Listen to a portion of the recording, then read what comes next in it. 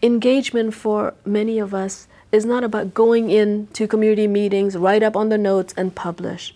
It's about building relationship, and that takes time. And I have always instilled in my students the importance of connecting learning with advocacy, right? It's not just about knowing the history, it's also about continuing to engage the living history right now, right? The community, the families. But it begins with knowing. It begins with understanding the history. It's beginning to understand the issues.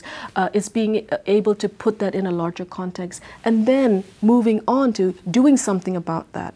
My courses on Southeast Asian American communities always have a community engagement piece. It's my way of getting them outside of the academy, getting them away from the confine of Telegraph Avenue and Bancroft and Barrows Hall to going back into the community from which they came.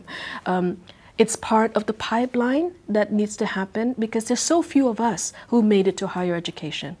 And that pipeline has to be consciously built through people going back and reconnecting with the community. One of the things that I did was to create this summer institute for high school students and allowing that to become the space for Southeast Asian American students on this campus to learn how to use what they have learned in the classroom and put that into some meaningful action. So they learn how to build curriculum out of the history that I share with them in my lecture.